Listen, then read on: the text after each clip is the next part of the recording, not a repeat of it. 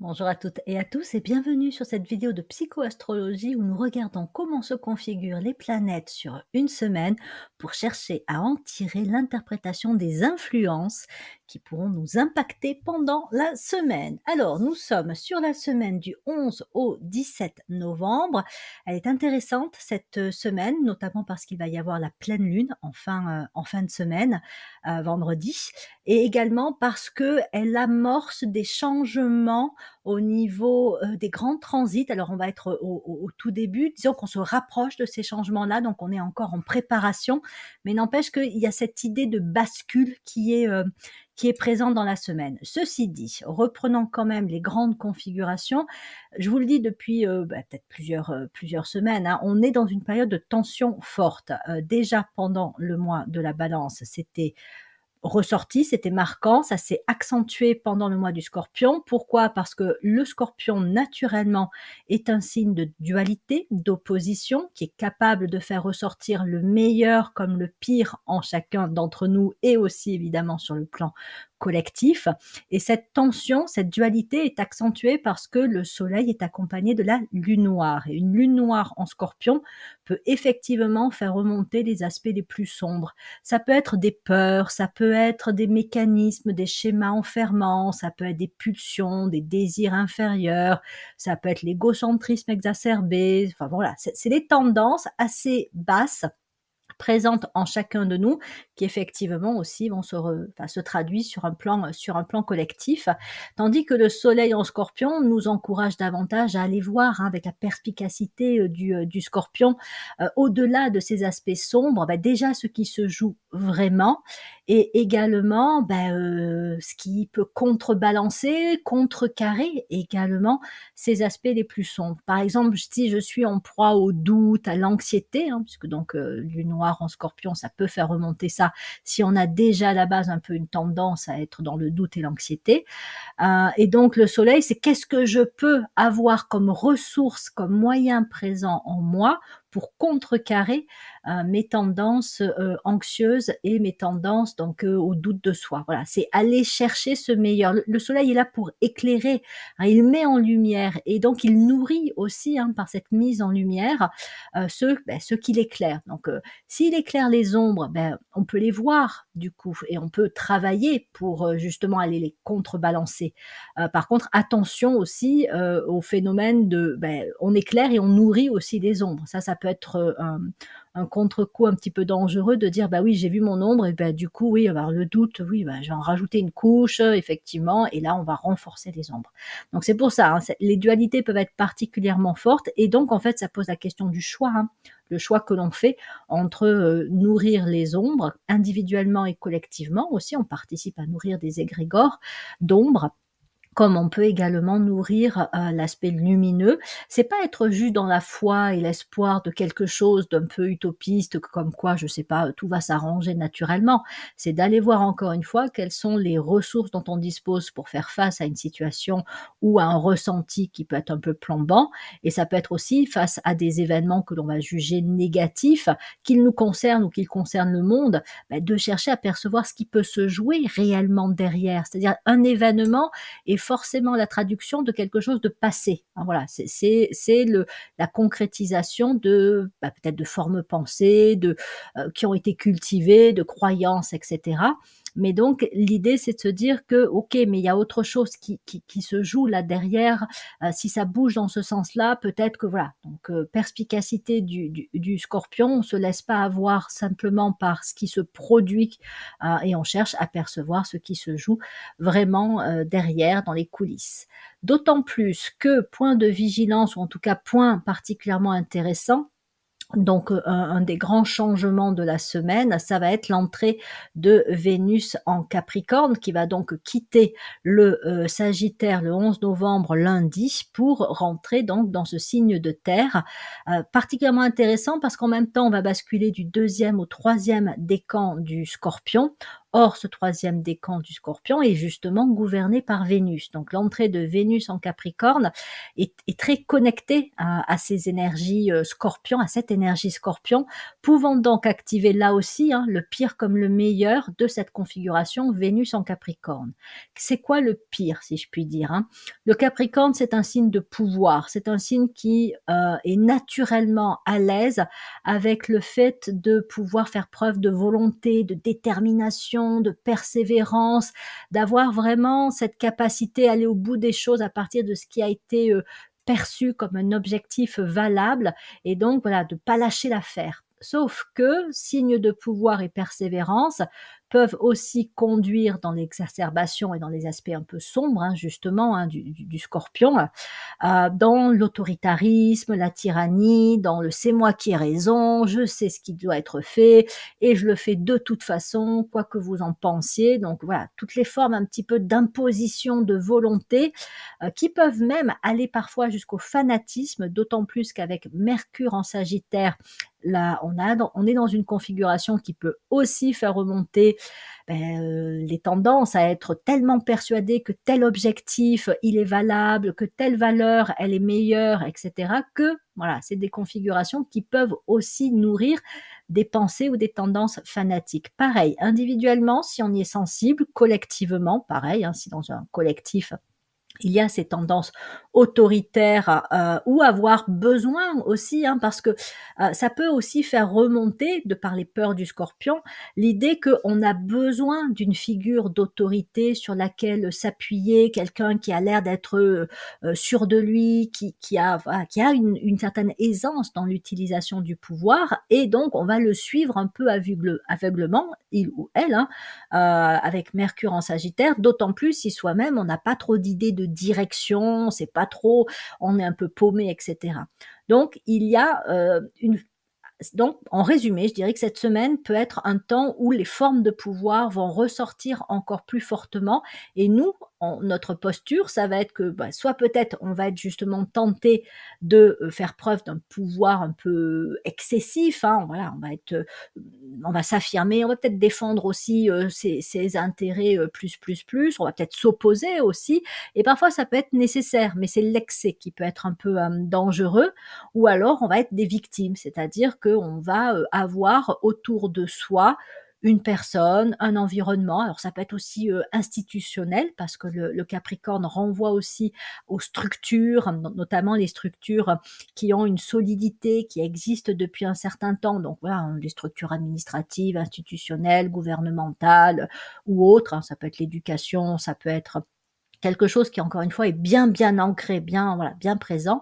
Et donc, on peut être confronté à des formes de pouvoir et avoir l'impression que on n'est pas grand-chose, quoi. On est un peu écrasé, on est un peu infériorisé aussi par ces formes de pouvoir. Donc, un risque ou un point de vigilance, c'est la relation, en gros, au pouvoir, qu'il s'agisse soit d'être parfois trop dans justement les tendances autoritaires, soit au contraire d'être un peu trop dans la victime de ces tendances autoritaires, ou dans une forme, encore une fois, de passivité, d'acceptation, en disant oui, moi je sais pas, donc je vais laisser telle personne ou tel organisation décider pour moi. Et dans ces cas-là, on peut tomber effectivement dans un retrait de son autonomie, un retrait de sa propre capacité à décider.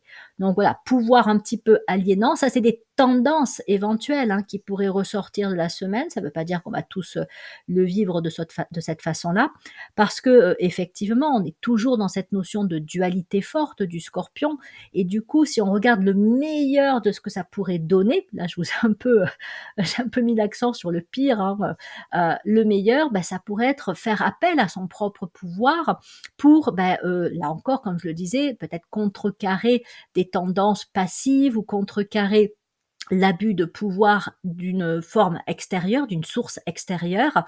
Ça pourrait être d'en prendre des décisions importantes, ou une décision, pas non plus besoin d'en prendre des tonnes pendant la semaine, parce que Vénus en Capricorne, c'est je décide de l'objectif à suivre. Et j'y vois plus clair d'ailleurs aussi. Et Mercure en Sagittaire, c'est j'ai cet élan, cette motivation pour aller de l'avant, et peut-être aussi des intuitions qui peuvent arriver, parce que Mercure en Sagittaire, c'est vraiment une configuration informations qui favorisent la connexion aux intuitions. Donc peut-être que cette semaine peut être l'occasion d'avoir comme ça une idée inspirante, un objectif valable à se fixer, même si cet objectif sera pas atteint évidemment dans la semaine, ça va mettre du temps, hein, encore une fois, façon Capricorne, voilà, hein, on vise le sommet de la montagne, mais on va pas l'atteindre du jour au lendemain. Simplement, voilà, on a cet objectif et on se dit oui, ok, ça vaut la peine. Donc ça peut être un temps aussi de changement d'orientation, réorientation, on revoit ses valeurs, hein, avec le Mercure en Sagittaire, on peut avoir d'autres perspectives qui se dessinent, et donc Vénus en Capricorne, on a un objectif majeur qui peut émerger. Alors évidemment, ça va durer tout le temps que Vénus se trouve en Capricorne, mais c'est particulièrement accru alors que voilà, Mercure est en Sagittaire et que nous sommes dans le 3e décan du Scorpion, puisque, comme je vous le disais, il y a une connexion forte entre ce 3e décan et Vénus, et donc Vénus en Capricorne. Donc voilà, autorité, orientation, affirmation, direction, on est sur ces thématiques, qu'elles soient exacerbées ou manquantes, ou qu'elles soient vécues de façon, on va dire, un peu plus juste et inspirante, et qu'elles ouvrent sur de nouvelles possibilités. À côté, ce qui est intéressant aussi de remarquer, et c'est pour ça que j'ai intitulé cette vidéo l'amorce du changement, c'est que on arrive à la fin de certaines configurations. Pluton finit son voyage en Capricorne, hein, il y sera resté 19 ans. Le 19 novembre, donc la semaine prochaine, il va rentrer en Verseau, et donc cette dernière course quelque part de Pluton en Capricorne peut justement aussi participer à exacerber ces côtés prise de pouvoir affirmée, avec là encore des vieux modèles, des vieilles façons de considérer le pouvoir, l'autorité. Voilà, on est sur des trucs qui doivent être dépassés quelque part, mais qui résistent et qui donc au contraire cherchent à renforcer leur pouvoir et leur contrôle aussi, leur maîtrise. Donc voilà, je ne serais pas étonnée qu'il y ait des déclarations de prise de décision autoritaire particulièrement fortes dans la semaine. Ceci dit, ça va être autre chose alors que Pluton va rentrer et avancer tout doucement, certes, mais quand même avancer en Verseau. Donc voilà, on a peut-être c'est des reliquats de vieilles histoires, c'est des reliquats de vieux fonctionnements. C'est le chant du cygne, hein, quelque part aussi, même si on s'en rend pas compte là maintenant, et en tout cas c'est une proposition d'interprétation que je vous fais, mais ces formes de pouvoir qui peuvent s'affirmer de façon excessive pendant la semaine, elles sont en fait en fin de course, quoi. C'est la fin d'une histoire.